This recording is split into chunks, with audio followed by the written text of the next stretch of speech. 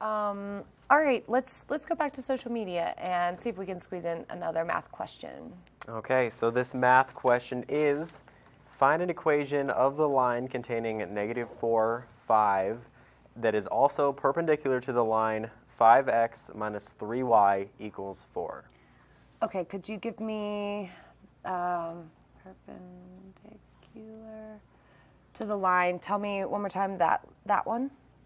5x minus 3y equals 4. Okay, this is a fun one. I like this one. Okay, and we need an equation of the line? Yes. Okay, cool. So first, let's break down. We've got enough information to help us answer this. And basically, let me maybe back up with this and tell us what we're looking for. So it needs an equation of the line. And if you're thinking about an equation of a line, it should have the format, or can have the format, y equals mx plus b. And then if you think about what this is asking, or actually, let me give you another one. We could also do point-slope form. So that's slope-intercept form. We could also do point-slope form.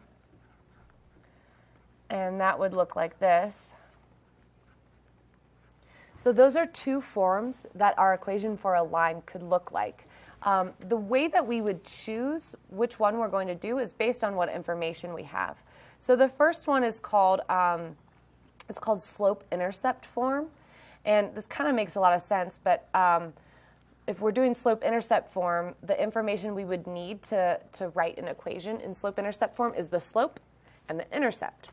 The form below that is called point-slope form, and the information we would need to be able to write that equation is a point, or coordinate, and the slope. So depending on what information we have is what which format of the line equation we'll use. Now, what was given up here, you might notice we were given a point, and then I was also told that it was perpendicular to this line. So that might mean that I can at least find the information to find the slope. So I'm going to choose point-slope form to write my equation in, just because of the information that was given to me at the start of this problem. So I'm gonna erase the slope-intercept form just because we're not going to use that. We're going to use point-slope form. Now, I said that we need to know a point and we need to know the slope. The point, we would replace y1 and x1. And we actually have those values. Those were given to us at the start here. We have an x-coordinate, so let's call that x1, and then we have a y-coordinate, so let's call that y1. The other part that we need for this equation is we need the slope. Now, one thing that is important to know with the slope is that we're not going to find it from our coordinate. We're going to find it from this piece of information on the right, the fact that it's perpendicular to this line. Perpendicular, just a reminder, means that we're intersecting at 90-degree angle. So these two, the slopes of lines that are perpendicular are actually very closely related. They are opposite reciprocal. So let's say the slope of one of my lines was 3. The slope of a line that would be perpendicular to it would be opposite, so negative, and then reciprocal. We flip that, we flip the number, we flip the fraction. So think of this as 3 over 1. We'll call it 1/3.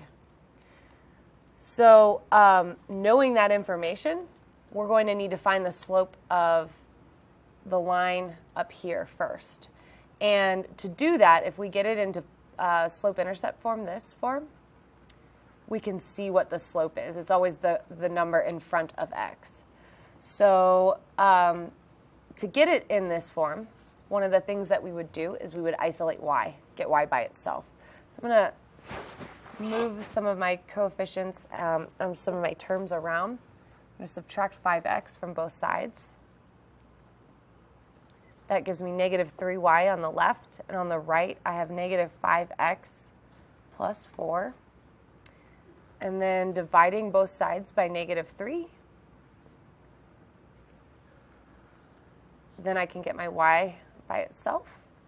And I have on the left, or sorry, in front of the first term, we have negative 5 divided by negative 3. It doesn't really go evenly, but we do know a negative divided by a negative is a positive. So we'll just say 5/3 x. And then plus, we'll say 4 divided by negative 3. Same thing, doesn't give me something very even, but we'll say negative 4/3. So the part that we're looking for right now is, as I mentioned, the number in front of the x, the coefficient. That's our slope. So the slope of this line is 5/3. And as I mentioned, if there is a line that's perpendicular to that, the slope is going to be opposite reciprocal. So we're going to flip it and take the opposite of it. So the slope of our line, where we're trying to fill in this equation, is going to be, so this line is 5/3. Our line, the slope is going to be negative 3/5. So now we have all of our information. We have a y1, an x1, and we have a slope. So we'll just write that into our equation. We have y minus y1, which is up here, which is 5. So we'll say y minus 5 equals, and then our slope, which we said, again, was going to be negative 3/5. So we'll say negative 3/5, parentheses x. And then we're doing minus x1. And so x1 is up here, again, with that coordinate that was given to us. So minus negative 4, which would be the same as plus positive 4. And then we have an equation. Jack, do you remember if it said in any particular form or just write an equation for it? Just write an equation. There wasn't a particular form. Okay. And so that's one thing, in general, you would want to pay attention to if you're taking, or if you're solving problems with lines, is we want to make sure that our equation is in the form that is asked. But if they don't ask, any equation will be fine. So that being said, this would be an equation that would go through the line, or go through the coordinate, negative 4, 5, and would be perpendicular to the line, the equation that was given up here.